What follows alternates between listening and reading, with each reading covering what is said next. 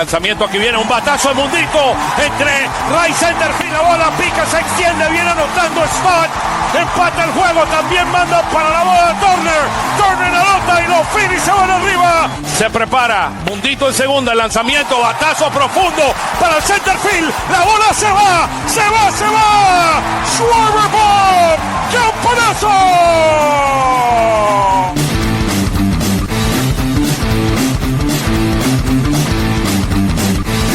Aquí viene el lanzamiento, swing y lo ponchó. Ponche de Alvarado, amigos.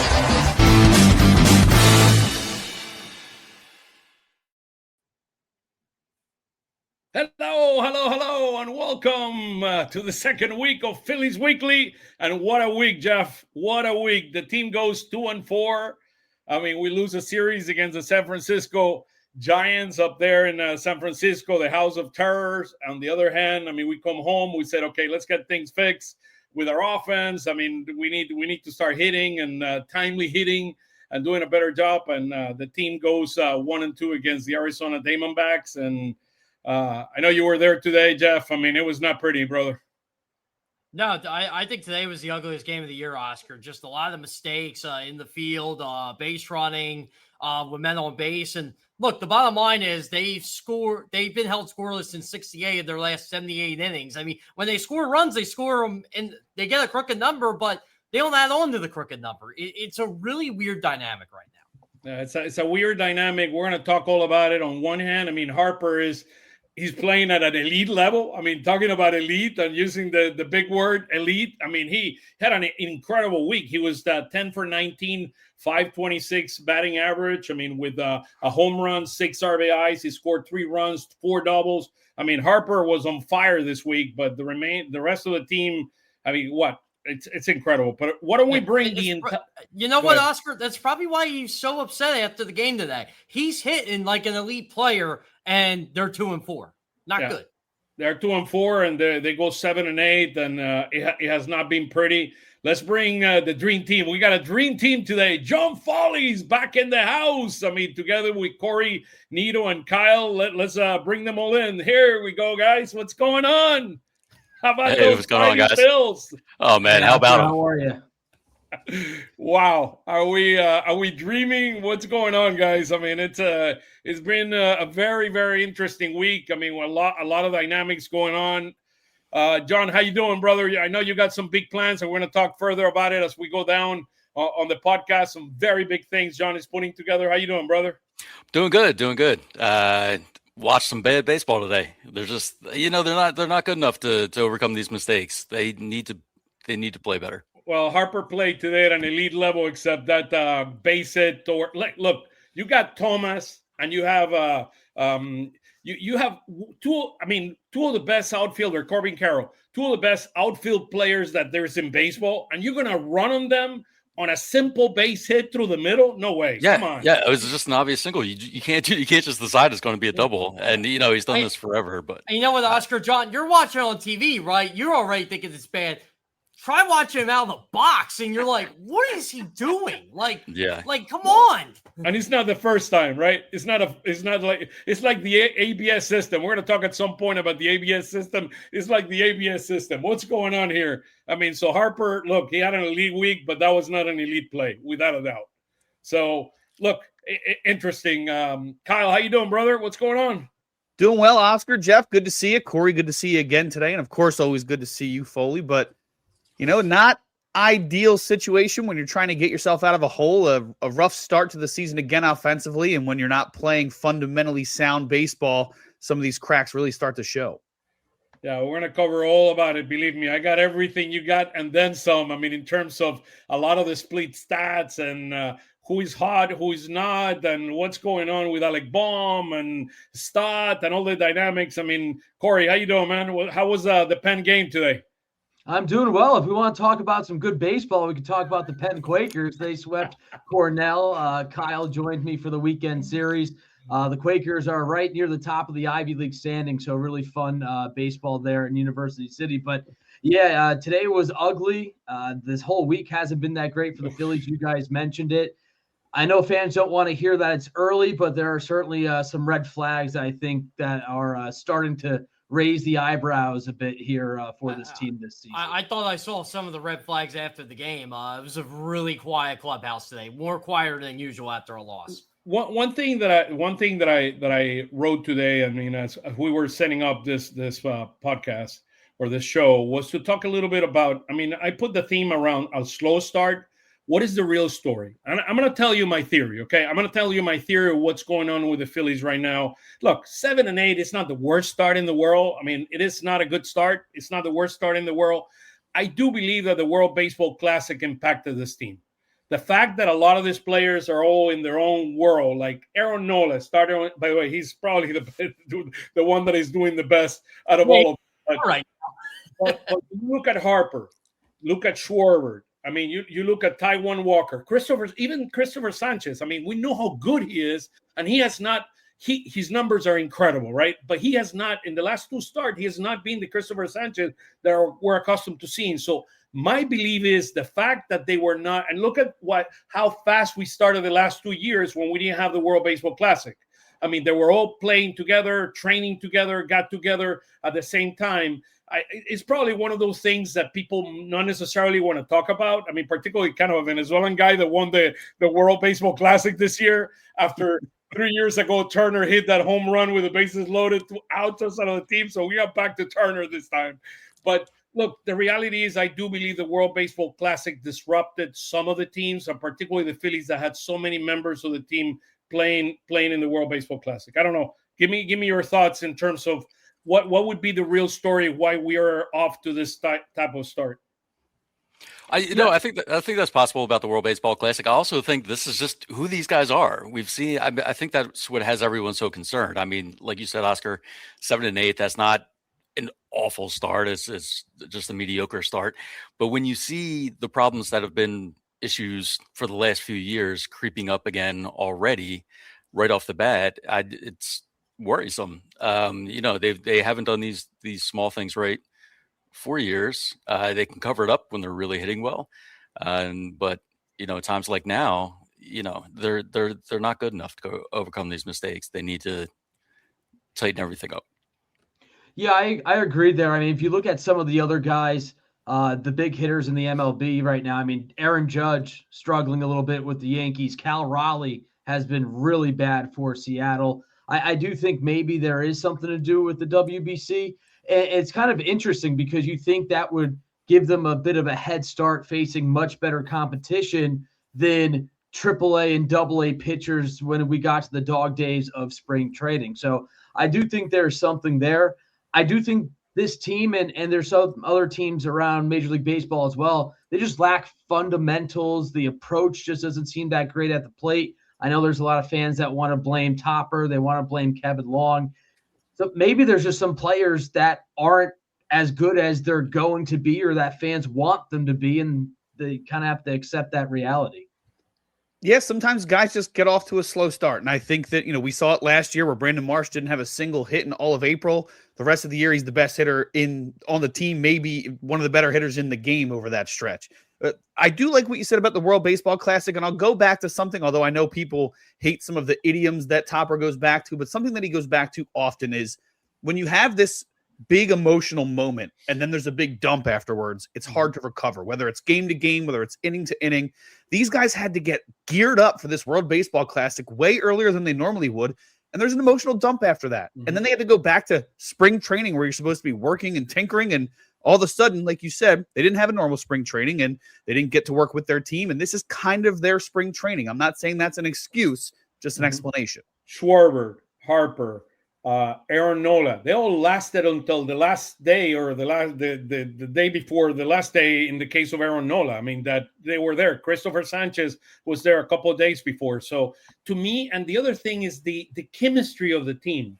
When you're in a spring training, you're all kind of, it's a collaboration. You're all working with one another. And somehow the way I feel this team is operating is on kind of individual stars versus the collective sum of its parts delivering greater results for the team. And look, to me, it shows. I mean, Harper is on his own. I mean, absolutely tearing the league this week. And look, the team was able to manage only 2 games. I mean, it reminds me, Jeff, of the A.J. Brown. When A.J. Brown goes about 100 yards, the Eagles don't win. So the only difference is like Bryce Harper hitting. You want to see that, right? If he was in a slump, and you know what?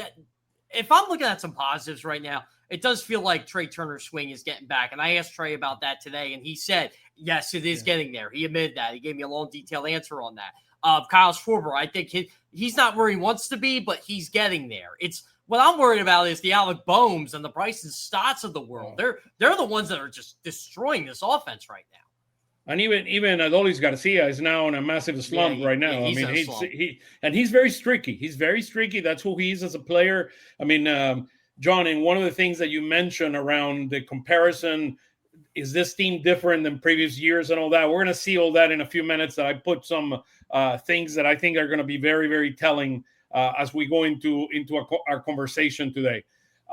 Why don't we start here? I mean, as kind of where this division is. So, look, the Phillies are only 2 games behind the Braves. The Braves pitching staff have been pitching lights out, 2.5 ERA to start the year. They've been absolutely fantastic. I mean, they're scoring 5.1 runs a game. Look where the Phillies are in terms of scoring runs. And this week was even worse. It was 2.8 for the Phillies in terms of scoring runs.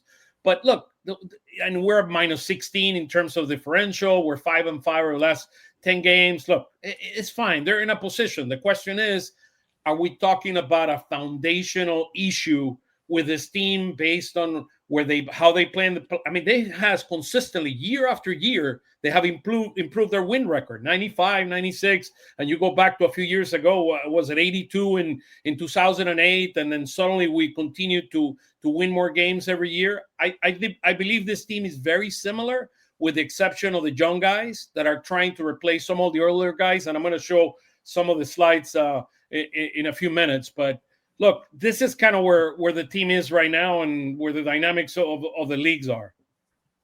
Anything pops out, calls your attention here? By the way, New York is in trouble. By the way, the Mets are 0-5 and the Yankees are 0-5. So everybody's dying there in New York today. Well, that's the thing too. Like the Mets aren't hitting, the Yankees aren't hitting. This is around baseball. So this is where your World Baseball Classic theory comes in, by the way, Oscar.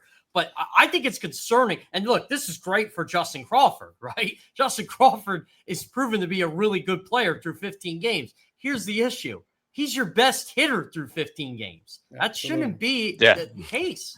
That's not going to work. And that's how you end up with that big red number there, 3.5 runs a game. It's not going to get it done. Yeah, and the thing that sticks out to me the most is this team has been built on pitching these last few years. We know that they have superstars in the lineup, but to see a negative 16 run differential, you have to put up enough to bail out your pitching when they do struggle, because it's going to happen. It's a long season. They are the thing that will drive this team to the playoffs. They're going to get a playoff spot almost by default because of how good their pitching can be when it's at its best. When it's not at its best, that's when you need the offense to pick it up, and they haven't been. The only team in the division with a minus run differential, and it's a -6. Oh, excuse me, the Mets at -3, but -16 is just not a good sign for this team. And again, the offense not being able to pick up the pitching staff when they need them to has been an ongoing issue for this squad for a couple years now. And somehow this trend about scoring 4 or 5 runs in an inning and then no scoring the entire game, or for 2 straight games we didn't score in San Francisco, is very, very concerning. I mean, it's like a streaky, strange. And it seems like this team, and there's other teams in Major League Baseball, they're super reliant on the home run. It seems like that's where they've been scoring their runs. And sometimes, and it sounds weird, but home runs can kill a rally in an inning. You want to keep passing the baton. You want the next guy to just follow suit, continue to find hits. I know they had 4 or 5 extra base hits consecutively in that big inning today.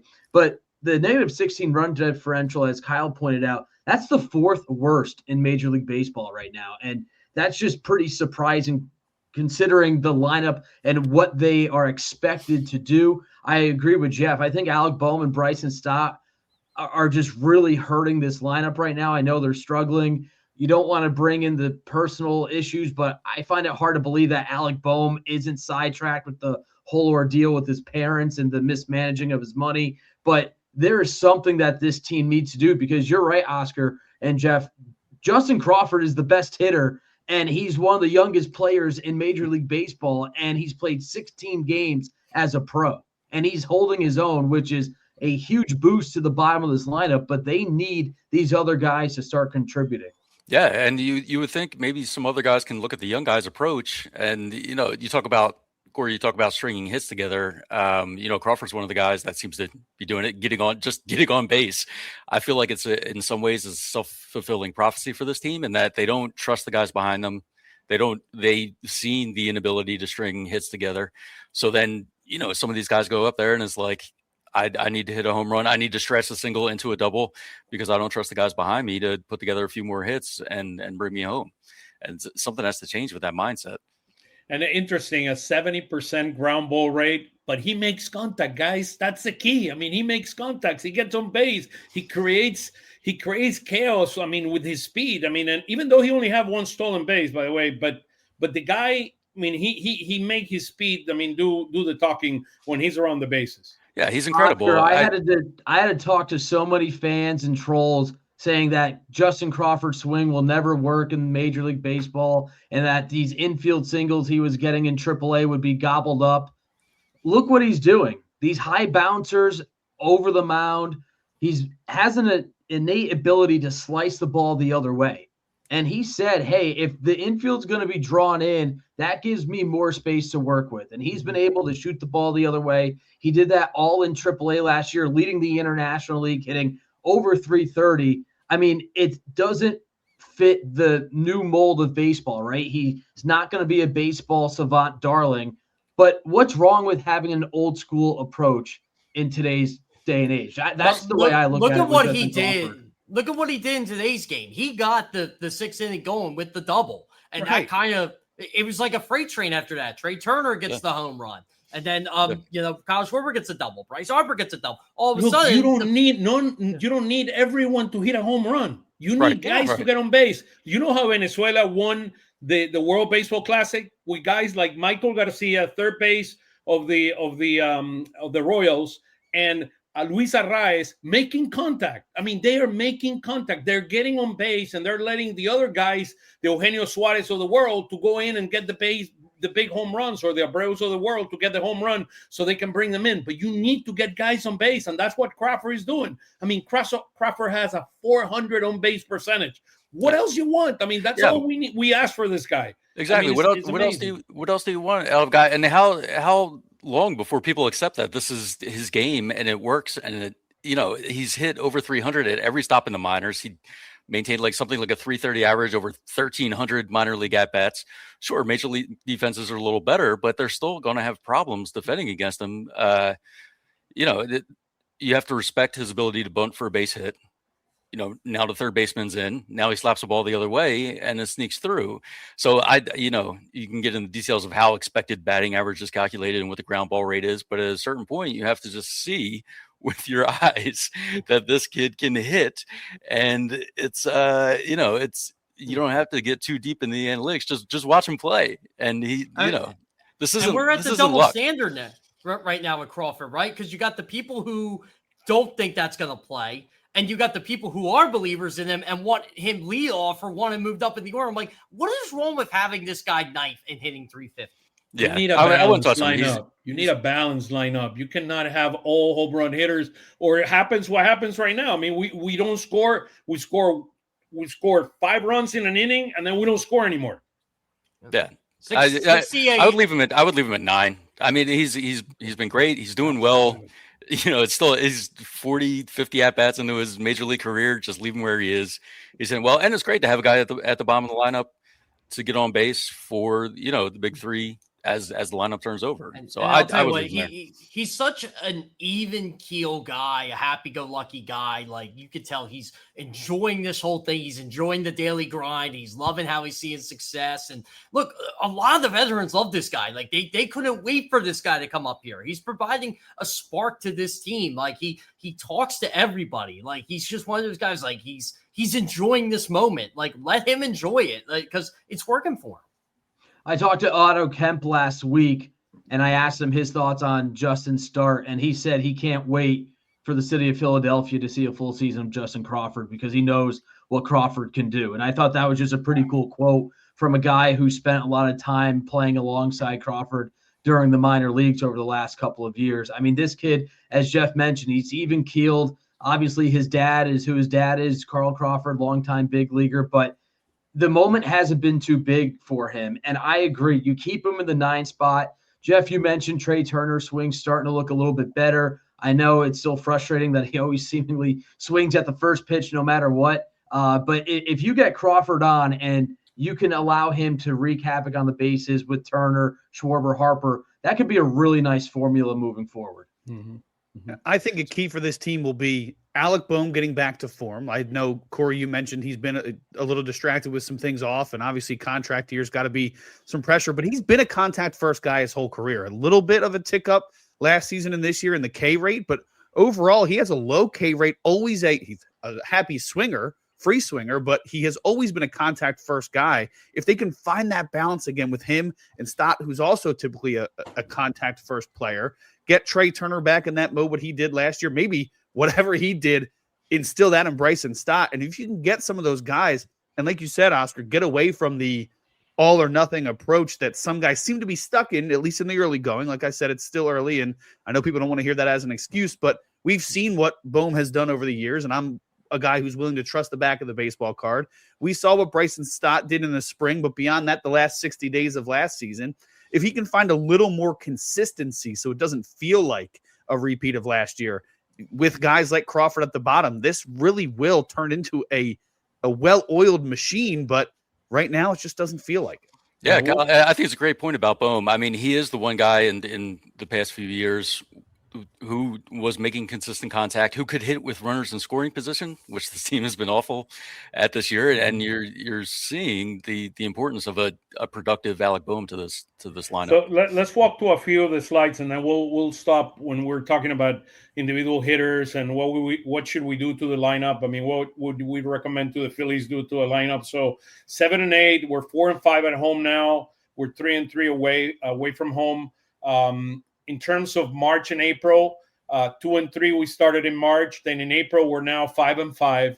Last year I put in gray there. We were 14 and 12 in the month of April. So our best month last year were May, where we went 19 and 9, and then toward the end of the year with August 18 and 11, and then September 17 and 8. But the best part of our schedule is now. It's not later. Now things are going to get complicated, because we're going to play 2 series against the Cubs and 2 series against the Braves, and things will not be as easy as playing the Nationals or the San Francisco Giants or the Diamondbacks. I mean, the Diamondbacks are a good team, but they're not as good as, they used to be a couple of years ago. I mean, the Diamondbacks were a much better team than what they have right now, particularly with I look at our relief pitching and some of this teams relief pitching, and it's not even close, guys. So we'll talk more about that, including the comments of a lot of you out there. Thank you for providing us with your comments. So we're 2 and 1 in the division. That was against the National. We won that series.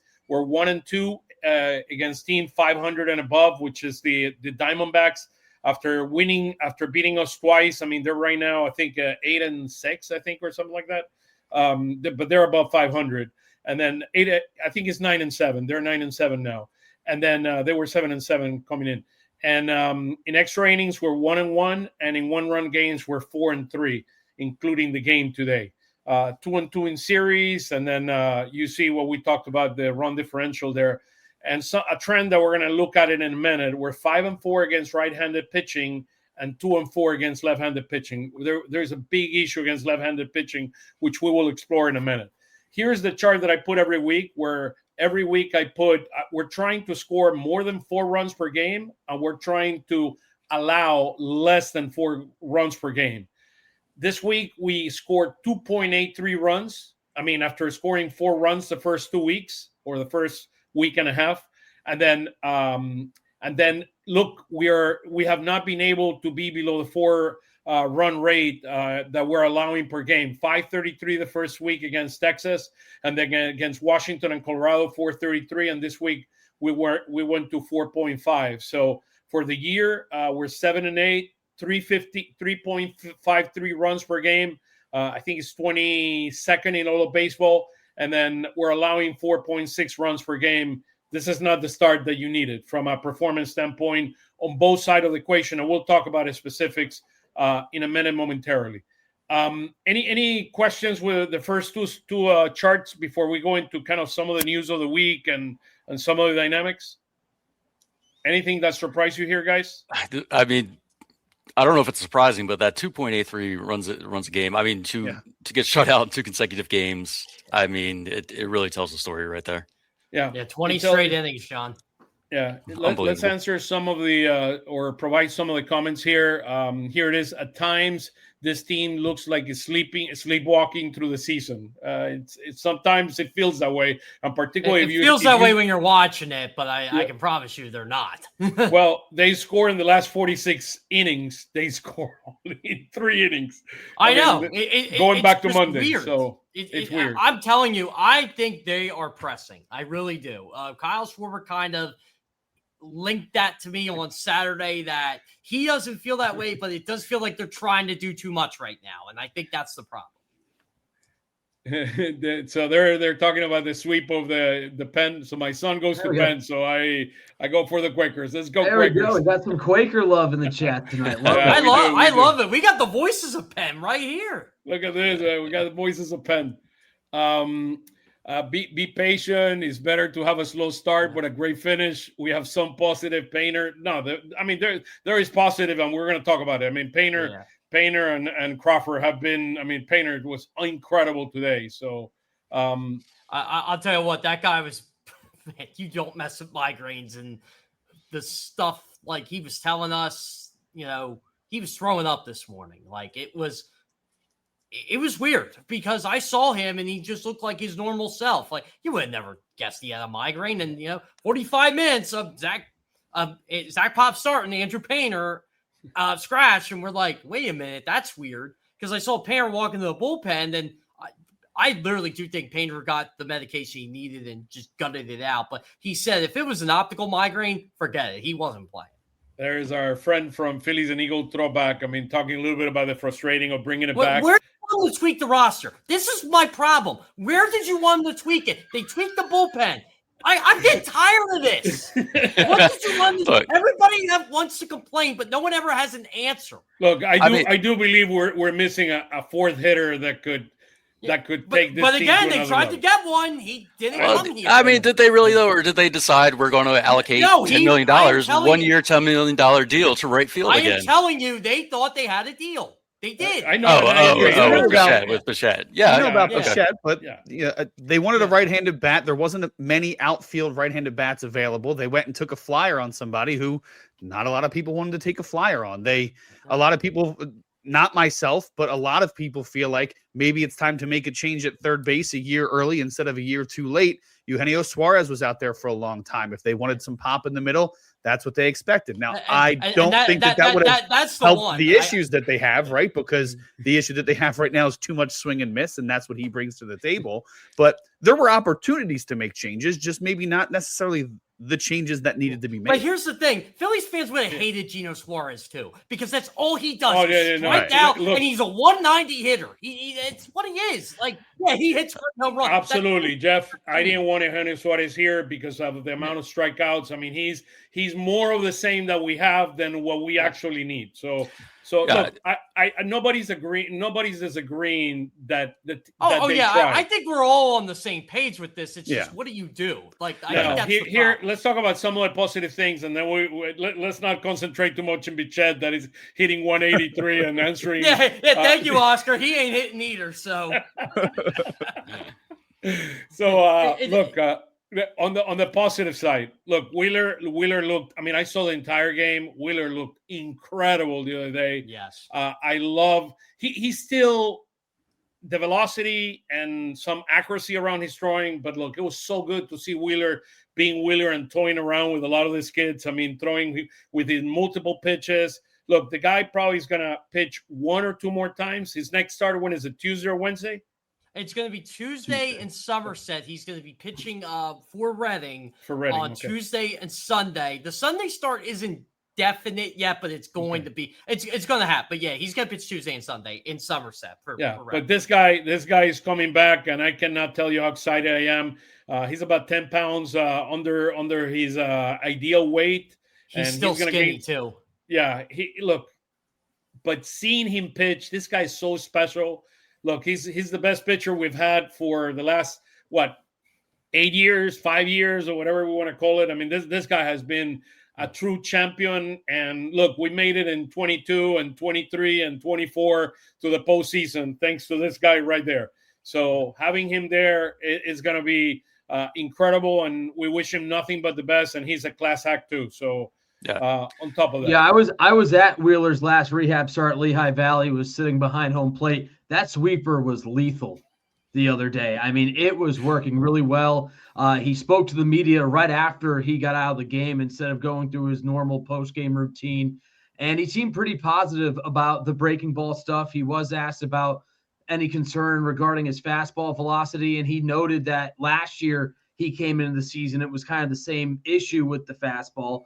And he said, hey, if the fastball is not there as a big league pitcher, you have to take pride in finding a way to still throw strikes and still compete. So I'm not saying that Zach Wheeler doesn't think that the velocity will return, but he, I think, is showing the mindset of, hey, maybe, God forbid, this is the way I might have to pitch moving forward. But he looked really good. I asked him how close he felt to rejoining the staff, and he said that he's just got to continue to go out there and get the reps. So I wasn't surprised that he's going to get at least one more start.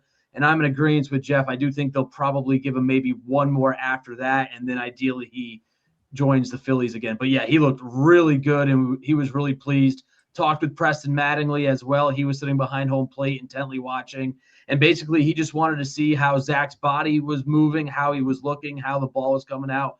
And Preston was pretty pleased as well. So I think all things considered, it was a really positive rehab start for Zach Wheeler.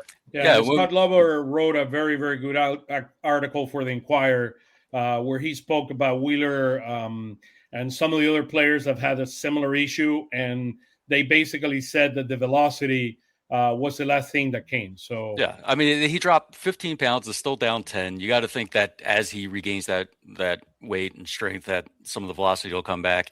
And the great thing is he can still be a highly effective, one of the better pitchers in baseball, even if his velocity isn't where it was in previous years, because he's that good. And I think Wheeler's not really talked about enough when we talk about what's wrong with the Philadelphia Phillies.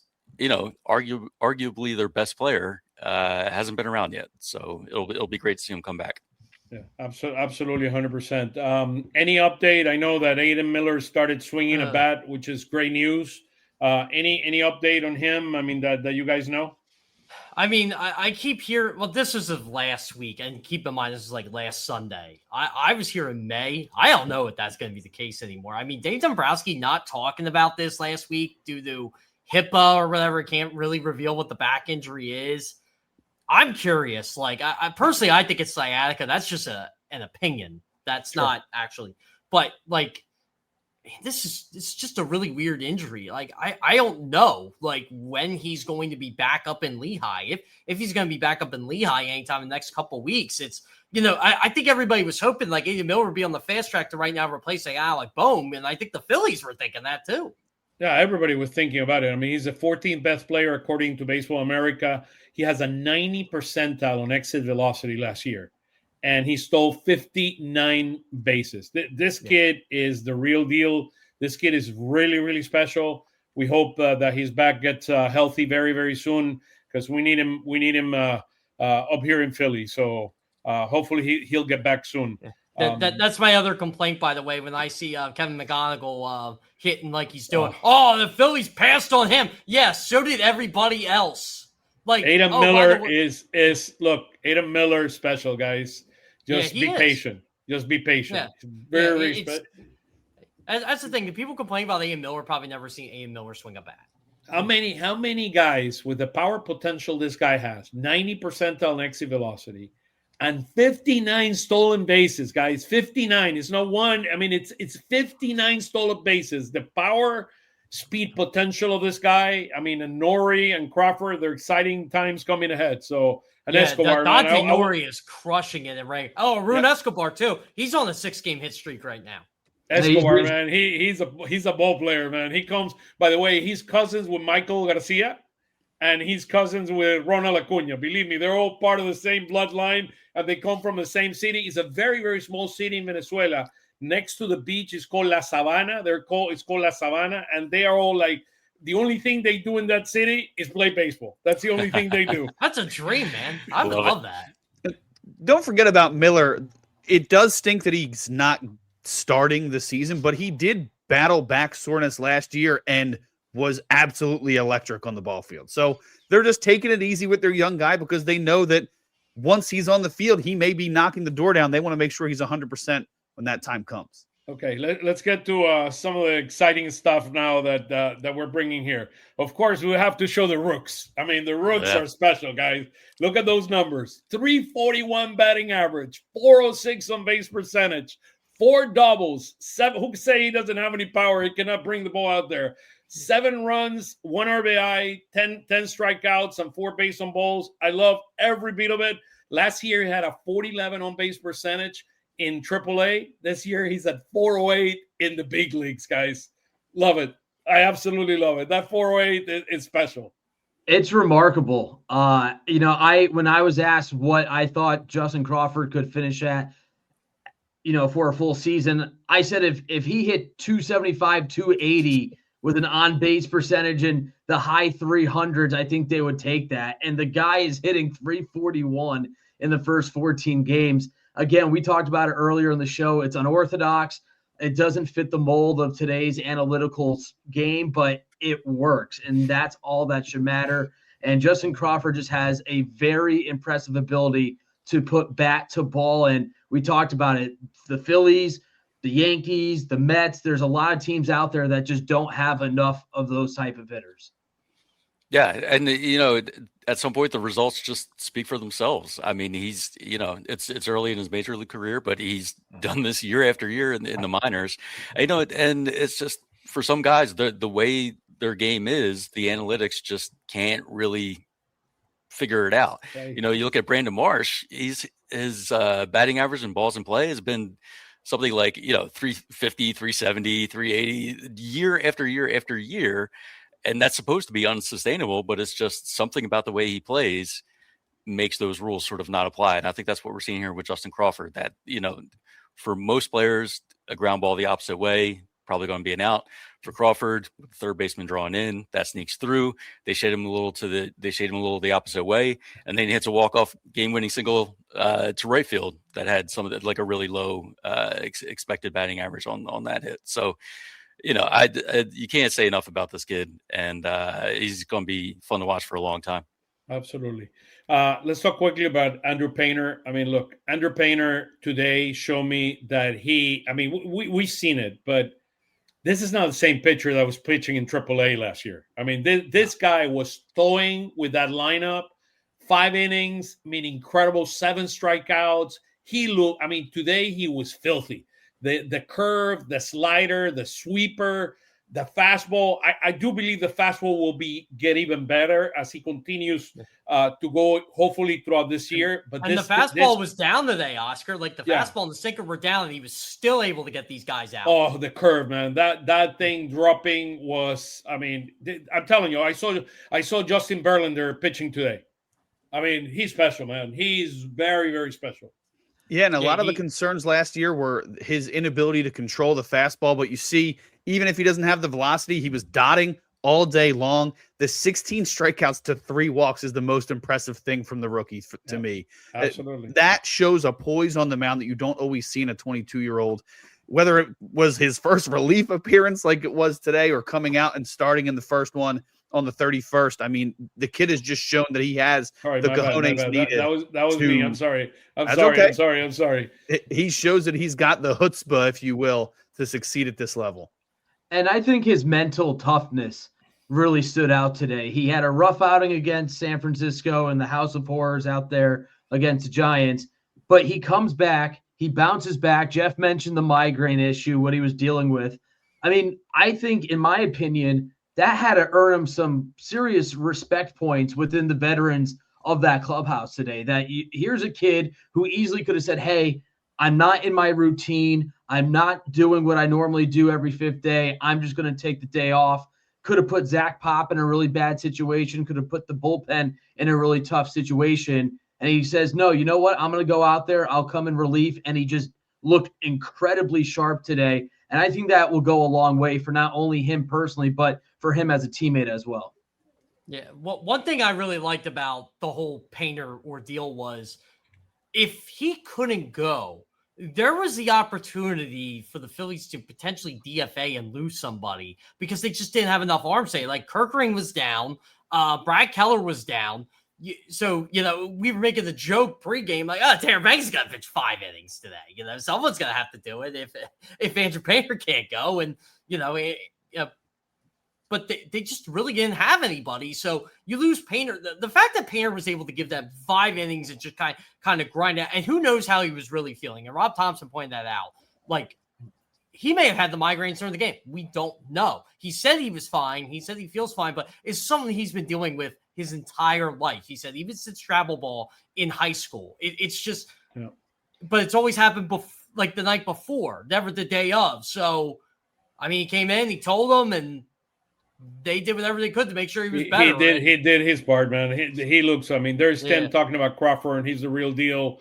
Forget about the analytics. I mean, the guy can hit. So let's talk. I wanted to share this because those that talk about running it back, take a look at the numbers, guys. The numbers don't lie. This is where Bader and Nick Castellanos, I know Nick Castellanos is not only playing right field, he's playing all over the place.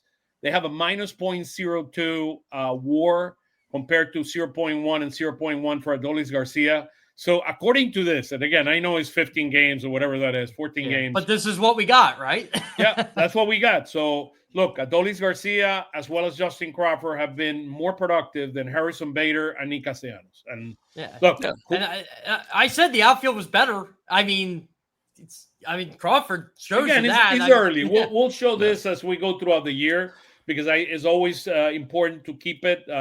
There's a friend of mine, Carlos Blanco Torres, said you have to show this on the show today. I mean, the comparison between the outfielders, and I thank him for that because this is an interesting way to look at things. But Oscar, I agree with you with Garcia. Like, he's a streaky hitter. It's just the way it is. And now that he's going to be the cleanup hitter starting in the Cubs series. So I'm really curious how that changes. I mean, really, it's the reality is they just don't maybe that inspires him. Look, the way these guys are, everybody's different, guys. I mean, these are human beings. I mean, he's originally from Cuba. He's a good guy, hardworking guy, and he loves the limelight. I mean, so maybe putting him forth. I mean, the guy goes crazy. Who knows? I don't know what's going to happen. I mean, this is a guy who actually likes to get booed.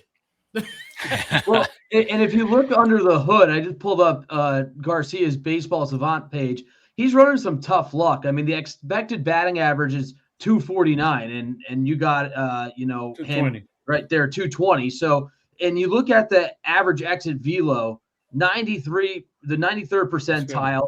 He's barrel percent 83 hard hit percent. I mean, he's squaring the baseball up. He just isn't getting some of the results that come with hitting the ball hard. So I know a lot of people didn't love the move and it's more of a gamble, but as you see, I mean, we only have the 14, 15 games to compare, but I do think when it's at the end of the season, I do think Garcia will end up having a better year than Nick Castellanos.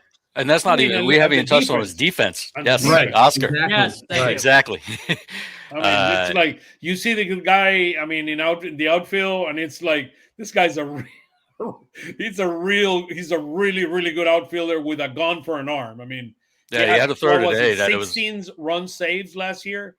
I mean, it's it's the difference between a guy who's a natural outfielder and a guy who is a converted shortstop to third base to first base to outfield. I mean, I don't want to make it all shots on Nick. He did the best he could with his athleticism and or lack thereof at times. Garcia is just a natural outfielder, and he's been playing it since he was a kid, and it shows. It's a big difference between the two players. I have a serious question with this chart. Am I reading that right? Harrison Bader, OPS plus of -1. Is that possible? Yes. I don't know. I didn't know it was possible. But I didn't think that existed, but that's incredible. I mean, you can call a stat head and ask them, I mean, how in the world can you have a... I mean, he has an OPS of 338. Justin Crawford's hitting higher batting average. But not kidding. Look where Crawford is. 152. I mean, let's be clear, 100%. And I know that Adolis Garcia is below the 100%. 100% is your average player. 152 is, I mean, that's elite. Talking about our favorite word.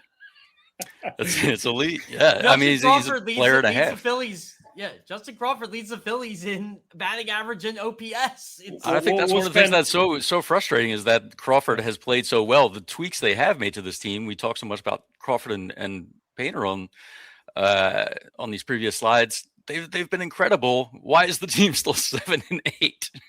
Let me go overall here, high level. Let me go high level on this slide. This will show you very interesting stuff. So we're 26 in runs per game, which is pretty bad out of 30 teams. 221 batting average. We're 20th in OPS. We're 6th in OPS. One thing that I'm seeing is the OPS have declined significantly, like 40, 50 points. Don't ask me why yet. It's early and all that. I mean, the average this was an average OPS last year. It's still a concern, though. It's down to 680. I mean, it's down to 680, the OPS. But look at the OPS against left-handed pitching. Houston, we have a problem. Or Philly, we have a problem. That's not going to work. The 502 is not going to cut it. Yeah, it's not going to cut it. At least they'll have opportunities to improve that or make it worse this week because it does look like what are they facing, 2 lefties this week? Yeah. I'll show you that at the end. I'll have all the pictures. 702 against runners in a scoring position. We're 22nd in chasing, so we're back to our old habits of chasing. And Adolis Garcia is one of the biggest chasers there, by the way. Yeah. Well, that was the problem with signing him. You basically signed another player. I told you. It's like Castellanos in terms of chasing. We're 20th in whiff. We're 11th in extra base hits. We're 20th in Ks. And we're 6th in base on balls. So, look, this is why are the Phillies struggling? We're not making enough contact, and the contact that we're making is not good enough. In some ways, it's as simple as that. It's as simple as that. Yeah, I mean, we don't have to be baseball savants to break this down. I mean, we got the numbers right here. I mean, we can tell you what the problem is. I put red on both the batting average. I'm a big believer in on-base percentage. Look where Baum and Stott and Garcia and March are in terms of on-base percentage, as well as Turner. For his last 16, by the way. What was that? Isn't Bomo for his last 16? Something like that. But and they moved him down to 8th to get him going. It's not getting It's bad, guys. It's bad. I mean, it's bad. And look, you see Schwarber and Harper. Part of the reason that Schwarber has that big OPS is because he has a huge on-base percentage of a lot of 12 base on balls he's had so far. Harper gets a base on balls, plus he's been hot over the last week. He was at 120 a week ago, and he's at 273 right now. And then at 375 on base percentage. And look, 10 for 19 will do that. Yeah. And look at our top 3 OPSs. Sure. Number 1 is Harper. Number 2 is Crawford. And number 3, Schwarber. Nobody, I'm telling you, nobody would have guessed this in the beginning of the year. Nobody. Yeah, the guy who has no power is 3rd on the team in slugging percentage, apparently. Yeah. I mean, it's, whatever. If someone would told me that, like, when the season started, I was like, so what, they start like 12-3? Yeah, I mean, it's frustrating to see. Look at the strikeouts. Turner, 15. Schwarber, 24. Garcia, 17. March, 14. I mean, those are the biggest strikeouts. And Schwarber, we know what he does from a base and ball standpoint. And they've also had JT Realmuto just basically take balls off his foot all week. He wasn't available today. That is painful. Yeah, I mean, he was sore. Like when I asked Rob today, he said sore. He said he wanted to go. I think their plan was to play him until this all came. But I think he might even miss tomorrow. I don't know. I mean, he could miss tomorrow. By the way, Marchand, I mean, look, Marchand's a good catcher. I mean, he's a good defensive catcher. He's a good defensive catcher. And look, I think if you give him enough playing time, his bat can wake up. I know he has not been hitting well and he hit too many fly balls today, but he had an at-bat against Gallen of 10 pitches. That was a tremendous at-bat. That's why I thought today was interesting after the game when we were in the clubhouse. We did not see any offensive player that wasn't required to go talk to us, and except for Marchand. And I'm like, well, okay, the backup catcher's out here. Where is everybody else? And I'm like, are they having a team meeting we don't know about? Yeah. They're talking about Harper was probably mad at them because they didn't hit enough this week. So I don't blame in that regard. Like he's hitting, the Schwarber's he had a great week. By the way, guys, here is some very interesting stuff about situational hitting, some of the splits. So it's not like we're hitting it out of the ballpark from a right-handed pitcher standpoint and versus left-handed pitcher, but we're awful against left-handed pitching. We are at best average against right-handed pitching this year, and you see our numbers with runners in scoring position. I'm going to keep doing this chart so we could see the progress throughout the year, but this does not look pretty at all. And then John, going back to your original comment about what's going on with this team, take a look. We wanted to improve the 720. This is 2025 OPS, and this is how much we have in 2026. And you see, I mean, look at the green. There are only 3 greens, and everything else is red. Yeah, and of course, it's Schwarber, Harper, Crawford. I mean, look at our fourth hitter, 524 versus 720 last year, which we said we need to fix that. Yeah. Why can't the Phillies score runs? Well, now we're talking about splits here, and I'm just throwing this out here for a discussion. But would you guys consider putting Edmundo Sosa in the lineup regardless at some point this series, just to see if he could provide a spark? I know he's not hitting well. I know he's better against lefties, OPS wise, but I was at that game where he basically single-handedly won it for them against Washington in that series. Just get somebody in the lineup that's hungry to play and help the team. I'm not saying he's going to be the answer, but get Bohm out of the lineup for a day. Let him just reset. I mean, is there just something that Edmundo Sosa could possibly provide? Again, numbers aren't great to start, but neither is Alec Boehm's or even Bryson Stott's. Yeah, I mean, Sosa's always a guy that brings energy, excitement, and it comes to play. Maybe the results aren't there yet for Sosa, but what do you have to lose by putting him in the lineup right now over Bohm or Stott? And you want to talk about energy, guys? Him and Adolis Garcia, very close friends, both fiery guys. That might bring a jolt to the lineup, Corey. I like where your head's at. Yeah, look, I know. I mean, he's an emotional guy. I mean, Mundito is. He's not the long-term answer. Let's just put it that way. He's not the long-term answer. I'll take a short-term answer right now. Right. Anything. Just a little jolt, right? That's a good one. I mean, you're good one, John. You got me, man. You got me. But you're not going to play this week, so you might as well just get it going tomorrow, right? You would think. Give him a day off or two. Yeah, so we'll look at the matchups in a minute, and then we'll see when the right-handed bats are probably going to come out into the lineup. But I agree with you; they deserve to be in the lineup. Here's where our pitching is. I said it, and I will repeat this again. To me, the most important stat the entire year. If there's, sorry, let me take your. Is that your brother, John? I think it's my dad. It's your dad. Look at that. Oh my God. Is that the Fisher eye? Is that the oh my God. I'm hiding your face. Hold on 1 second. That's why we're doing it. Here's your boy. Here's your boy. Joining the chats. Come on. Oh my goodness. Here's your boy.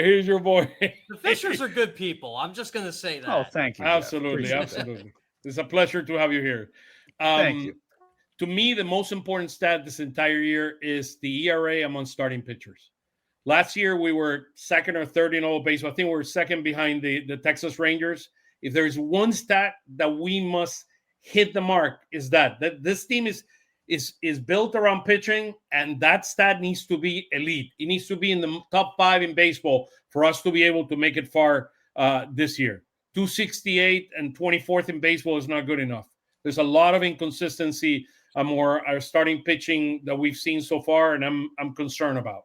So, Oscar, I guess I guess Zach Pop technically counts as today, right? Yes, I separated it a little differently. I did not add him to this slide. I probably if you go by the 5 starters, they have a 4.50 ERA, so not a huge difference, but it is a slight difference. I didn't think it would be, but I was wondering how that equates. No. I mean, forget about him for a second. I mean, let's play high level.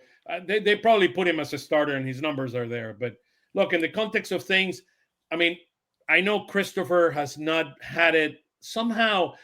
And this is the combination of the hitting as well, because the combination of the hitting has huge impact in this guy's getting a win or not. I mean, a 165 ERA after 3 games, you would say, wow, it's unbelievable. But in one start, he allowed so many hits. I think 11 hits in one start, and the other one he allowed the only bases on balls he's allowed, and he did not win those games, and he had issues. I mean, in the last 2 starts. I mean, so he has. I mean, his strikeouts are incredible. I mean, 16 innings, 23. Strikeout. The same thing with Luzardo. If you look at the number, forget about the ERA of Luzardo. He has 17 innings. He struck out 26 and 4 bases on balls. And it's just incredible. I mean, you look at those numbers, you say there's no way. On this team. Huh? I mean, look at the strikeout to walk ratio of this rotation. It's incredible. Insane. It's incredible. Yeah. And you'll see it in the previous slide. You saw it there.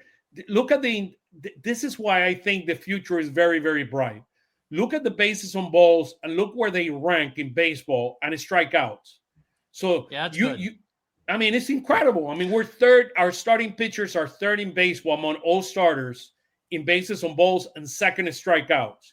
Yeah, and overall, our pitching is number 1 in all of baseball, allowing less bases on balls. Yeah, I really think these numbers are going to improve. I think that starting pitcher ERA is going to improve significantly. You know, when you were on the other slide, you could see it. A big chunk of that 468 is Taijuan Walker's number, and you're going to swap Wheeler in for Walker. Sorry, my bad. You're going to swap Wheeler in for Walker, eliminate that. Luzardo's not going to have a 6.23 ERA. Nola's pitching well. We haven't talked about Nola yet, but he's been it's been pretty encouraging the way he started the season.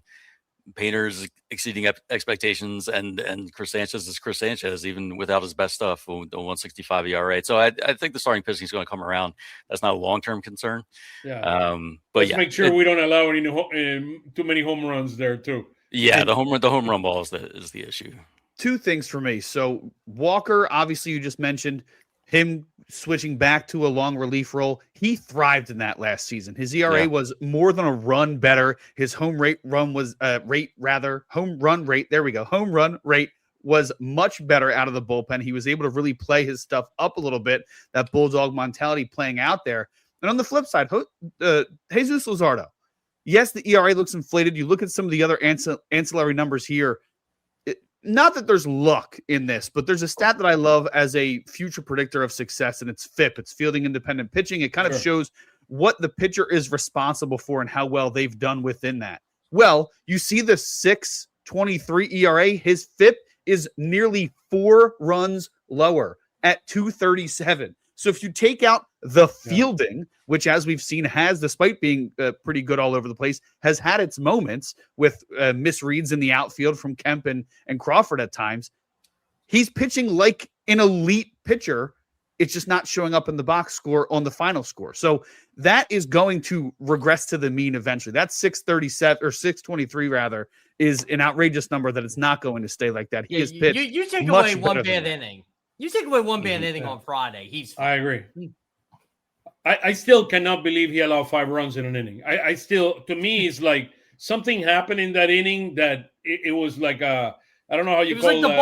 It was like the Boston game last year. You just couldn't get it out. I was going to say there was 2 games in a row last season where he allowed 20 earned runs in like 4 innings. So it's happened, but he's been electric besides that. So I think that you're going to see him get back from that pretty quickly. And like you said, when Wheeler comes in here, he's going to be a stabilizing force for that entire pitching staff. But the pitching has not been the concern. It's the lineup. The pitcher, and then here's where, other than Alvarado that had his issues, I mean, in terms of 5 innings, 9 hits, 8 runs, he needs to get going. He needs to get in shape, and he needs to get going. Well, I'll tell you what, I think there's going to be a change in the back end of that bullpen, because I kind of asked Rob about Tim Mesa a couple times today, and I finally got to ask him later.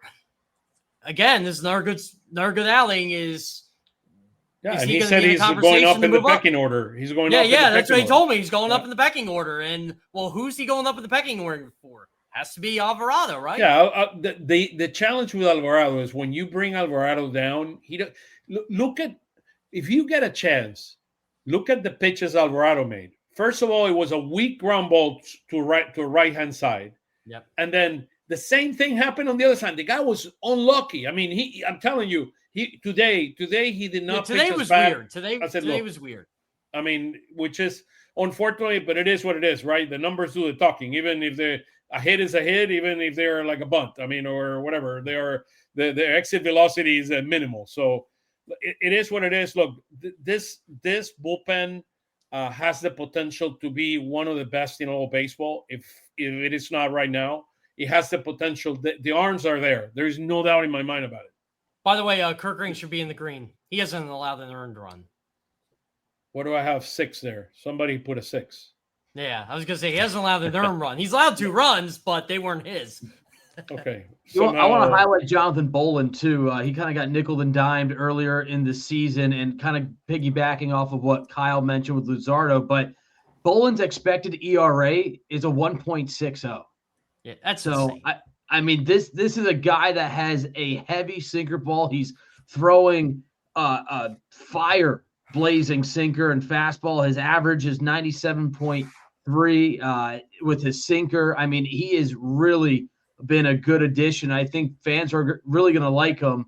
And yeah, I mean, 3.86 still isn't bad considering a week ago it was north of 6 because relievers ERAs will balloon a lot quicker. But he has an expected ERA under 2. I mean, this is a very under the radar trade that I think Dombrowski made. And oh, by the way, they've got 5 years of control of this kid.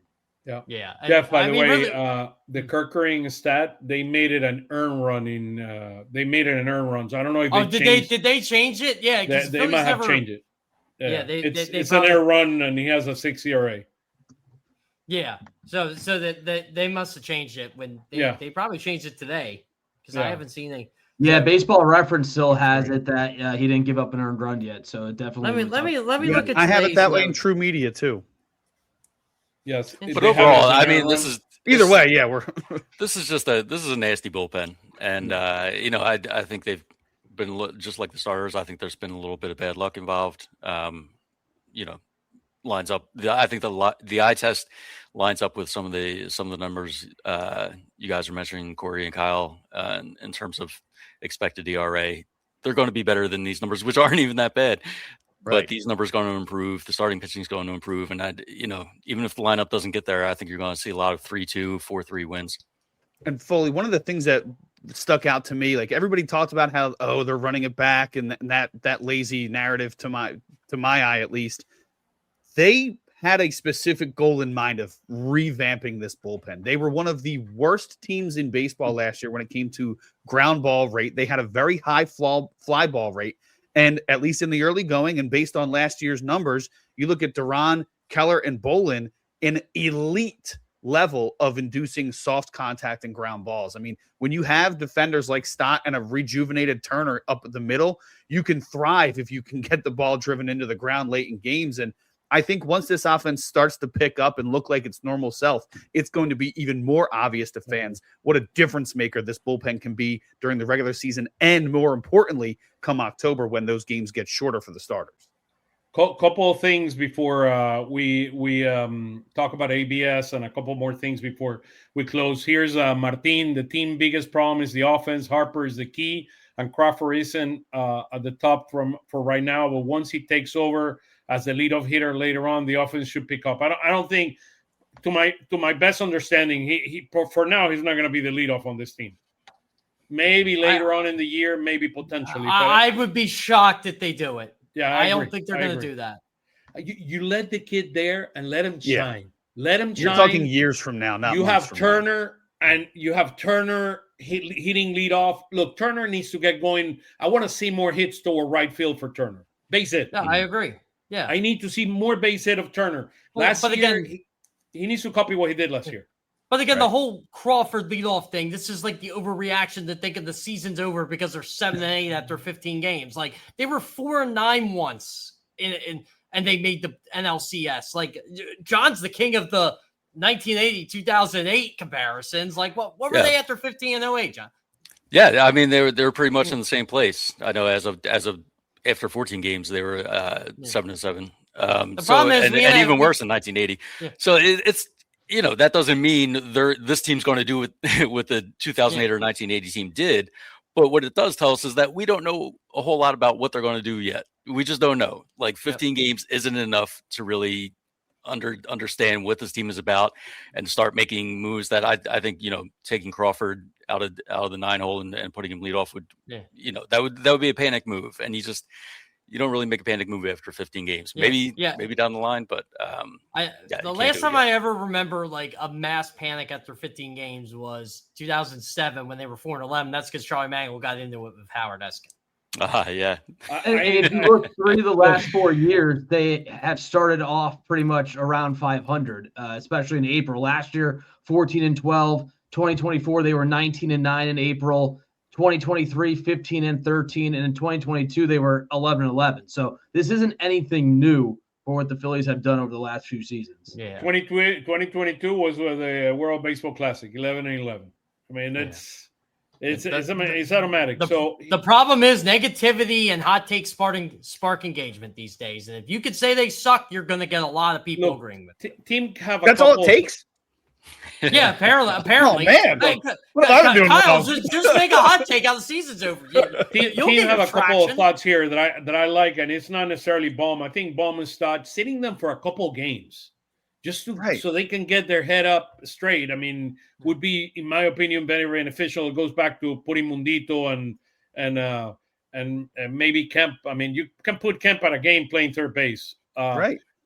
Let him play his natural position and get those guys some rest. The other thing, I do believe they started getting their head when they understand the team isn't hitting. I mean, and that's a very, very valid point. I do believe there is this dynamic that when one team struggles, the other one doesn't come together, things become a little bit more cumbersome. So it's something worth looking at.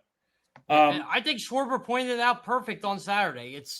They're trying to do too much, right? When we're not trying to do too much is when we start doing stuff. And I think he sees that. I think that was his like quiet, subtle message. Like, guys, you're pressing it.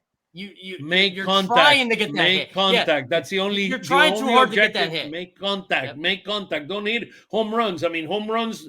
The first thing they tell you on hitting, you don't plan home runs. I mean, you hit the ball as hard as you can and just try to make contact. And Turner needs to go to right field.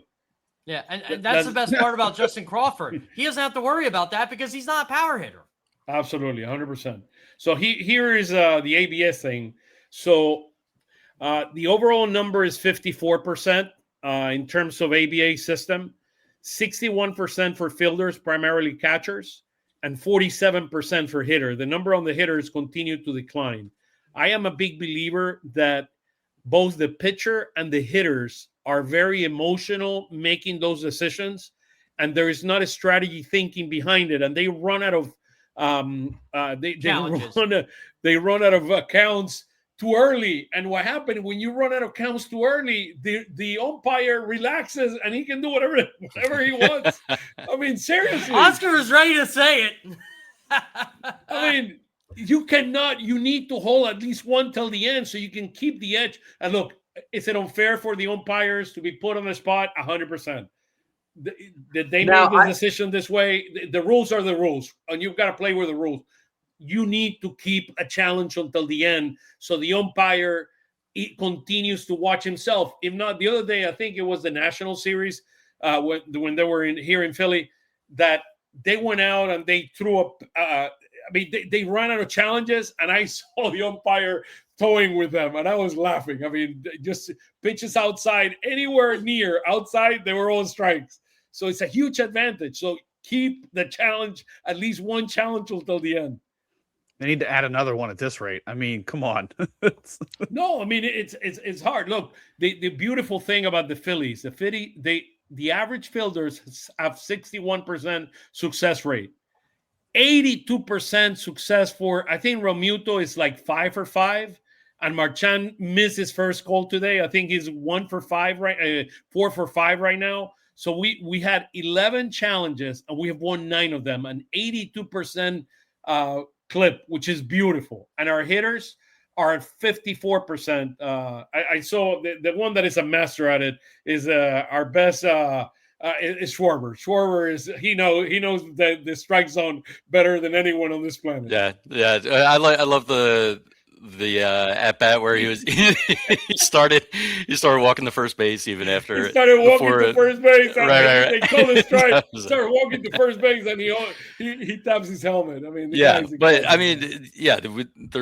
This is a veteran team. You got guys like Schwarber who really know the strike zone, and these numbers should stay pretty good all year long. I mean, I think we all saw Kyle Schwarber's opinion of the strike zone on Something Like Baseball a couple years ago. Oh, man. Right. That was one of the most epic rants I think I've ever seen. I'm going to call Angel Hernandez to come back to Major League Baseball.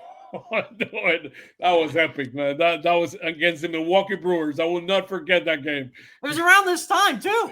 Yeah, it was around this time. You're absolutely right. Remember, like bad call, and I'm like, oh my god, you're absolutely right. Let me go with a few more. I got a couple more slides for you guys, and this is what's coming out. This is what's next for the Phils. So we have a 3-game series at home against the Cubs. Then we have 3 games this week against at home also against the Braves. So we got Sanchez and Assad. Assad is coming back. I think he's only pitched once. He was pitching for the Mexican team, I believe, as well. He's okay. He's a good pitcher, but he's okay. I mean, he's not as elite as Christopher Sanchez is. Nola against Rea, and then you have Luzardo against Imanaga, the Japanese guy, and then against the so Imanaga is lefty. Rea and Assad are righties. They're both righties. And then for the Martin Perez, which we're going to see on Friday, is a lefty. He's going to go against Walker. And then we have Chris Sale, which is pitching today. I saw that the Braves were winning 5-0. So they would go up. We would go 3 games, or I think 2.5 games behind the Braves if they win that game. And then Holmes, which is a right-handed pitcher. So we have, to my best understanding, Imanaga, Perez, and Sale. We're going to go against 3 lefties this week. The first 2 are righties. So that's the plan. And then we go away and we play 4 games in Chicago with the Cubs, and then 3 games against the Braves in Atlanta. Sorry, Jeff, go ahead. No, it's big 2 weeks for him. I mean, you can't go 2-4 against the Braves. You would like to go 4-2 against the Braves to cut that deficit, but the Cubs are a good team. You got to play in Wrigley Field 4 times. Oh, by the way, they're not good there either. Yeah, I remember last year. That Wednesday game with Imanaga going against Luzardo can be a really good one. Imanaga was throwing a no-hitter the last time he was on the mound at Wrigley Field. They took him out because of a high pitch count, and the Cubs bullpen gave up the lead right away. So this is a Chicago team that's kind of limping into Citizens Bank Park this week. The offense just hasn't been doing what it's been supposed to. I mean, we were talking about it at the open of the show with how offenses have been down across Major League Baseball. Alex Bregman has been struggling. Pete Crow Armstrong. This is a lineup where Chicago has struggled to score runs. So if you're the Phillies, pitching should take care of business. Can they get to some of these pitchers in Assad and Ray and Imanaga? Atlanta is 4th in run score, and the Chicago Cubs are 12th with 66 runs per game. 66 runs in total. This is a really strange schedule, isn't it? For basically the rest of the month, we're going to play the same Yeah. couple teams. And you're not going to play the Cubs anymore. I mean, it's not an easy. It's not easy. I mean, going against Chris Sale is not an easy walk on the park. So, I mean, we know they don't have a Strider yet. The Strider is going to come probably at the end of April, beginning of May. He pitched on Saturday 3 innings against their own hitters, and he said he's ready to go on an assignment. So he will help that starting rotation. But look, I don't think the Cubs have a great starting rotation. So at least Cabrera is probably their best pitcher, together with Managa, as Cory was mentioning. Those are probably the I mean, outside of Sale, the toughest pitcher we're going to face this week. So the Phillies don't play the Braves again. Am I getting this right? They don't play the Braves again until I'm looking at the schedule now. September, I think, August. Yeah, I think it's like August or September, isn't it? Late August, September. That's crazy. Jeez. Well, we don't play the Mets in Mets whatever in. All right, you ready, Field. Oscar? Yes. Labor Day weekend is the next time they play the Braves. 4-game series. Then they play Houston at home, and then they go to Atlanta the weekend of September 11th, and then they're done. Yeah, That's it's so not. weird. It's I don't mind facing them right now. I don't think. I mean, they're playing okay. Their pitching has been lights out, which I'm very, very surprised. Holm has been pitching really, really well. By the way, I picked him up on my fantasy team, just FYI, and he won the game on Saturday. I've got some shares in Grant Holmes as well, Oscar. That's a good move. Yeah, They don't play the Mets at all until June. That's crazy. Yeah, June 26th. That's what I'm saying. That's the first day we play in Wrigley Field. I can't believe it. In Citi Field, excuse me. I can't wait for. I mean, look, I know we're looking way ahead here. I cannot wait for like the All-Star week. You got the All-Star game, then you get the Mets coming out of it, then the Dodgers coming here, then the Yankees coming here. Like, Oh, fun. yeah, that's a fun like 2.5 weeks at Citizens Bank Park. Anything Well, else guys- going on in Philly this year too? You know, I It's heard crazy someone summer. complain. You know, I heard someone complain that they don't have a 4th of July game. I'm like, you don't want a 4th of July game here. There's enough going on in this city. So I wanted to leave this slide for last when we had the maximum amount of people watching the show. John has, over the last 3 years, has been a huge part of our team. We cannot thank him enough for being part of the Phillies Weekly team and joining us. And he has something very, very special that he's cooking. So I wanted to take the time, John, to showcase that you're going to be launching Foley's, the Philly Sports Shop. Is coming to town. So why don't you talk to us? When is the opening day and all the magic that you got going? It's coming to town. Mother's Day is going to be the grand opening, Sunday, May 10th, I believe. And yeah, hopefully, this is my first experience, with a retail store. But I really think it's going to be great. I think it's going to be a lot of fun. I think it's going to be a place where you'd like to just come in, even if you're not buying anything that day, to come in, take a look at what's in there. We're going to have a ton of autographed memorabilia. We're partnering with Hunt Auctions, which is the memorabilia folks, the same memorabilia folks that you would find at Citizens Bank Park, a very trusted name in sport. They've been around for 30 years.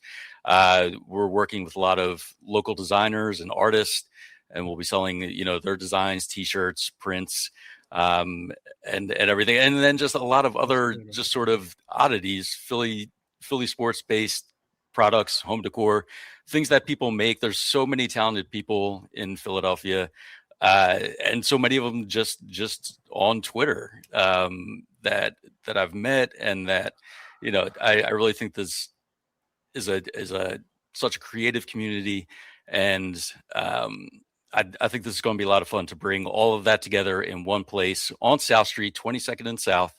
It's a fun location.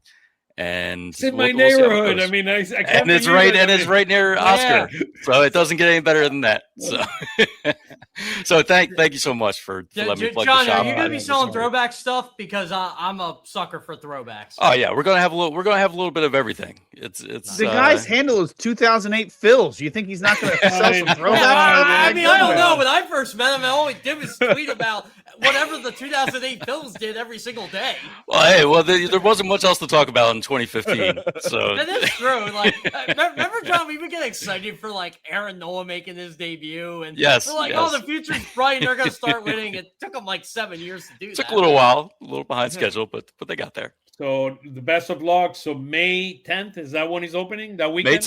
May 10th, Mother's Day. Bring Mom on down. We'll have a good time. Bring Mama down. I'll be watching construction in the next couple of weeks. So yes. we all need Foley's the Philly Sports Shop shirts, John. I take ours, by the way. You got it.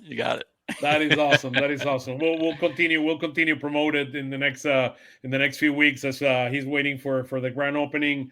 Look, guys, I cannot thank you enough for coming over with us for this the second edition of this second show of Phillies Weekly. I mean, Kyle, any final thoughts? I mean, as we look at this week and playing against the Cubs and the Braves, which is not going to be easy. No, I'll always say that fans have the right to be as upset as they want to be. Just remind yourself when you're about to have that aneurysm that it is early. It's still the middle of April, so plenty of time. And just shout to John, congratulations, man, and I'll definitely come check it out after opening day. Did you hear that, Jeff? Did you hear that? Hey, look. All I gotta say is this: I try not to panic at all, like ever. Like, to me, the sky is never falling. Maybe it's the coach in me. I don't know, but hey, you do what you got to do. But don't complain about your mental health afterwards. Hey, Kyle, where can we follow you on social media? Everywhere is the same handle at Kyle Fisher 45. So X, Instagram, Blue Sky.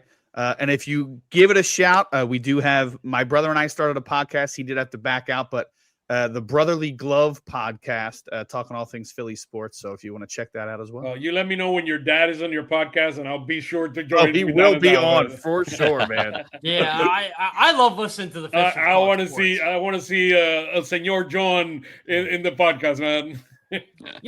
One time all of us were at CBS, and Kyle's like carrying the weight for everybody now. He's the master. Got to shoulder the load there, Jeff. Yeah, Corey, where can we follow you? About it. Yeah, I'm pretty active on X, Twitter at Cory_Nidoh. You can hear me on ESPN Plus. Been covering the Penn Quakers. Quick plug here: the Quakers are playing St. Joe's April 21st against the Hawks out of the A10 for the Liberty Bell Classic at Citizens Bank Park. If you want to see two really good local Philly college baseball teams, you could go and check them out and catch a college game at the ballpark at CBP. So that's coming up in a couple weeks. But yeah, as Kyle kind of mentioned, fans have the right to be mad. I know they don't want to hear that it's early, but look around Major League Baseball, the Mariners, the Mets, the Yankees. A lot of teams are struggling offensively. Let's just give them a little bit more time here to see if they can iron this out. The Orioles are in first place. Tampa Bay and the Orioles are in first place in the American League. The Orioles lied to you, Oscar. They said that they fixed their injury problem. They're still injured. Poor Zach Eflin, man. I feel for him. He's such a wonderful guy, man. Wish him nothing but the best. Where can we follow you on social media, Corey? Yeah, and X at Cory_Nidoh. Same tag on TikTok, kind of dabbling there. Feel quite old on TikTok, but trying to make it work. But Twitter and Instagram, that's where you'll find a lot of my work. John Foley. Now do we have a website for the store? We're gonna have a Twitter account. What are we gonna have? Yeah. So you can follow on Twitter at Foley's on South. And also FoleysOnSouth.com. The website is not operational yet, but the same day the store opens on May 10th, the online site will also launch, and you'll be able to find everything that's in the store will be available online as well. And John, you'll come back and join us next time so we can talk about the grand opening and all the dynamics that are happening here as the man. Absolutely. And you know what? And we might. You know what? We can do a raffle. We can do a raffle here. How about that? Yeah. Let's do it. Let's go. Hey, John, I need to know this. 22nd and South. So, what is the best cheesesteak place by Foley's? The best cheesesteak place by Foley's. That's not, I haven't been in the area Angelo's much. is not too far away. I mean, it's not. Maybe like 10 blocks. Kyle and I were just at Jim's today on South, and It's still pretty solid even after the fire and everything. I was pretty pleased with. But Angelo's is I haven't closer. been to Jim's Angelo's since is the closer fire. than Jim's. Jim's further on south. Yeah, it's further east. Yeah. But I Nice mean, little stroll.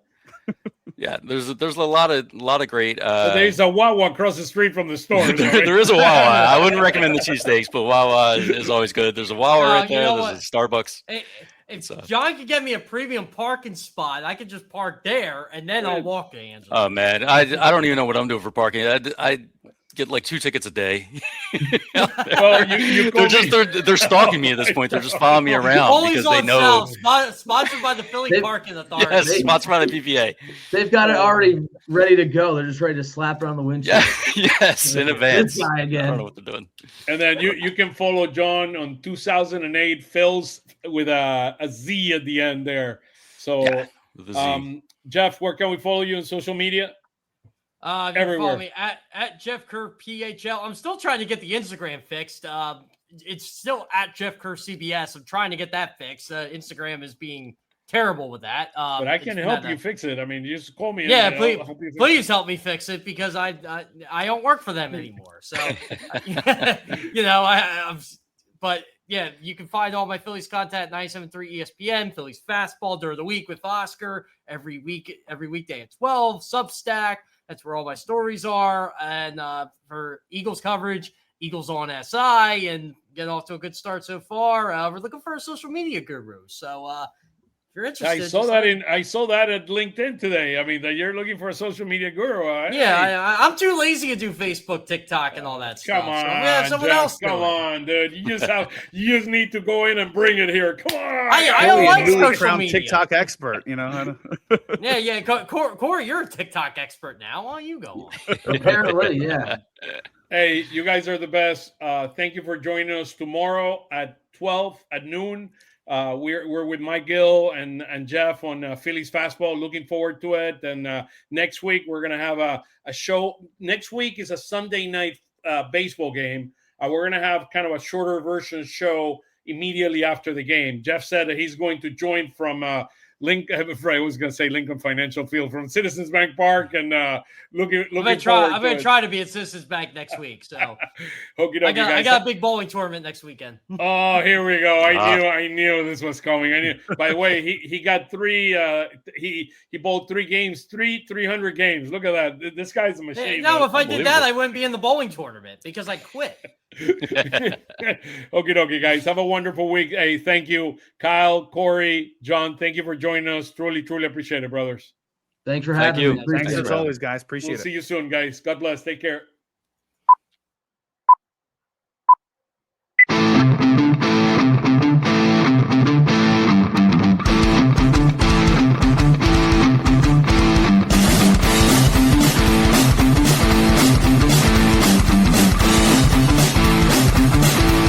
Lanzamiento, aquí viene un batazo de Mundito entre right center field, la bola pica, se extiende, viene anotando Stott, empata el juego, también manda para la bola Turner anota y los Phillies se van arriba.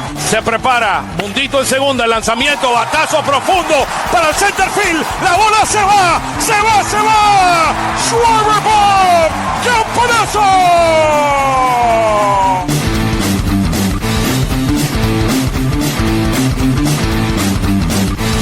Aquí viene el lanzamiento. Swing y lo pone.